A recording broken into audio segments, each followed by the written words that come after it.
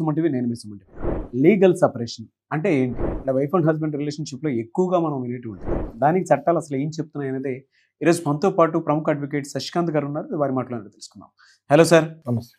Sir legal separation అంటే ఏంటి sir? అంటే when it comes to marital life yes. దీనికి సంబంధించి కొన్ని టర్మ్స్ అండ్ కండిషన్స్ అవి ఉన్నాయని చెప్పేసి తెలిసింది. అదే ఏంటి అవి? లీగల్ సెపరేషన్, దీని ఇంకో వర్డ్ జ్యుడిషియల్ సెపరేషన్ కూడా అంటారు. ఓకే. బేసిక్గా సెపరేషన్ అనగానే అందరూ వైఫ్ అండ్ హస్బెండ్ ఏమనుకుంటారంటే ఇంకా డైవర్స్ తీసుకుంటేనే సెపరేషన్ ఏమో అనుకుంటారు. So that is absolutely wrong. Divorce తీసుకోకుండా కూడా కూడా సెపరేట్గా ఉండొచ్చు. ఎలా సార్? సో అది ఎందుకో కూడా చెప్తాను మీకు. నాగరాజ్ గారు పాయింట్ ఏంటో నేను మీకు క్లియర్గా చెప్తాను. ఎందుకు వచ్చిందో కూడా అది నేను క్లియర్గా చెప్తాను మీకు. ఎప్పుడైతే వైఫ్ అండ్ హస్బెండ్ డివోర్స్ తీసుకుంటారో, ఒకవేళ ఆ హస్బెండ్ సాడిస్ట్ అనుకోండి, ఖచ్చితంగా డైవర్స్ ప్రాసెస్లో కూడా ఇతను ఆమెని ఇబ్బంది పెడుతూ ఉంటారు. ఓకే, అంటే he will still have the right of the husband, right?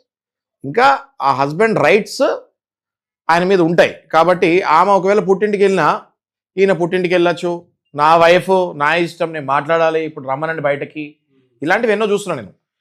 ఇది rich class, middle class, poor class అని ఏం లేదండి నారది. అది ఎవ్రీ క్లాస్, రిచ్ అయినా పూర్ అయినా మిడిల్ అయినా ఎవరైనా కూడా ఇది ఫ్యామిలీ సమస్యలు అనేవి అందరికీ ఉంటాయి. అవును. ఎప్పుడైతే ఈ సాడిస్ట్ హస్బెండ్ విపరీత బుద్ధులు జరిగిపోతాయో ఆమె రైట్స్ కోల్పోతుంది కదా. ఇంకా మరి ఫండమెంటల్ రైట్స్ ఏంటి?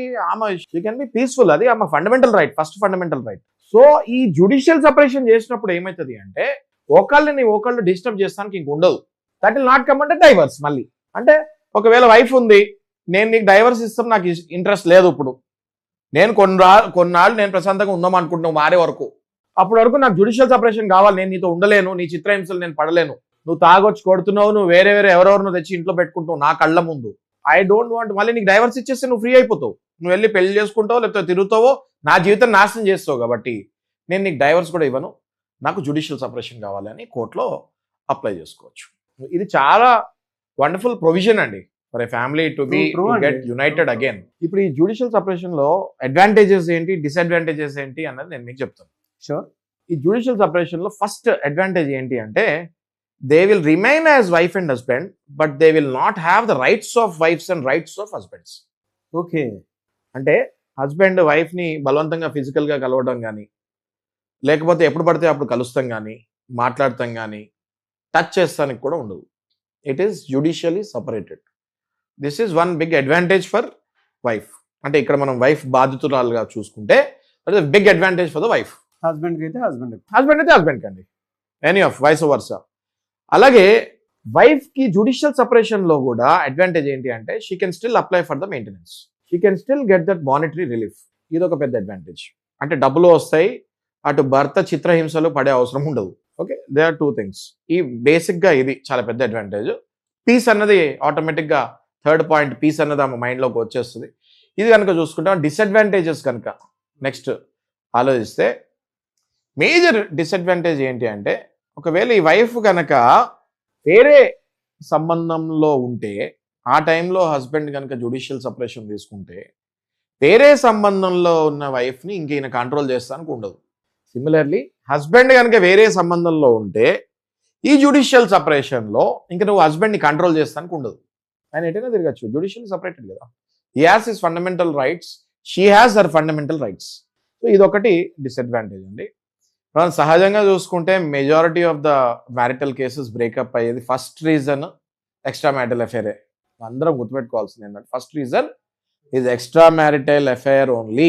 Sex is the first reason.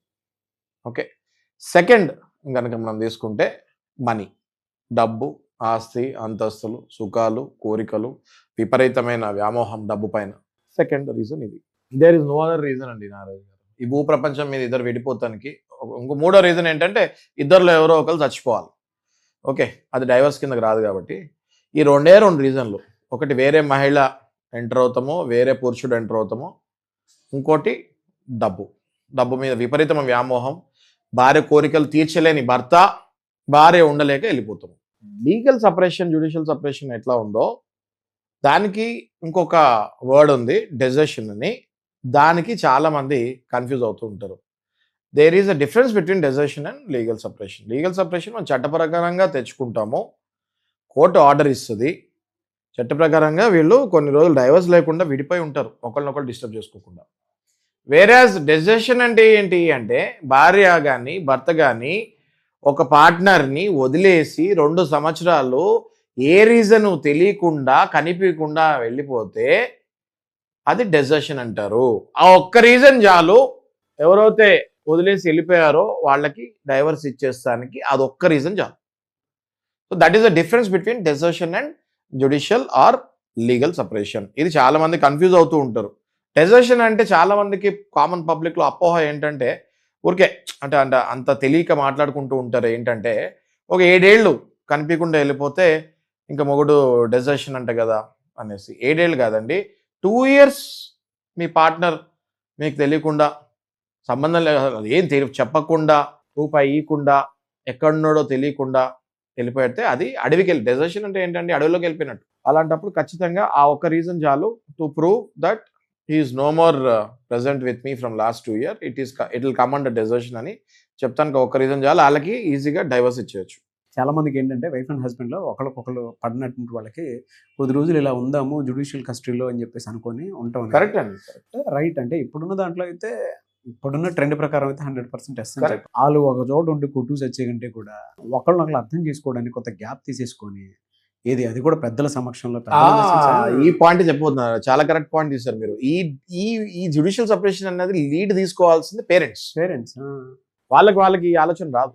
So ఈ వీడియో మనం చేసింది ముఖ్యంగా సీనియర్ సిటిజన్స్. అవును, ఎవరైతే ఇంట్లో కొట్టుకు వస్తున్నారో భార్య భర్త, అది కోడలు కొడుకు అవ్వచ్చు, లేకపోతే కూతురు అల్లుడు అవ్వచ్చు, కంగారు పడి డైవర్స్ తీసుకోకుండా పెద్దవాళ్ళకి ఎప్పుడు కూడా పిల్లలు విడిపోవాలని ఉండదు. అవును అవును, ట్రూ ట్రూ. ఏ పెద్దవాళ్ళకి ఏ పేరెంట్కి కూడా వాళ్ళ పిల్లలు విడిపోవాలి అని కోరుకోరు. అలాంటి వాళ్ళకి నేను ఇచ్చే సలహా ఏంటంటే మీరు దయచేసి కొన్నాళ్ళు లీగల్ సపరేషన్కి వెళ్ళండి. ఆ తర్వాత మళ్ళీ కలుస్తారేమో, మళ్ళీ మీ ఫ్యామిలీలో ఊరు ఆనందం వైభవం మళ్ళీ తిరిగి రావచ్చు.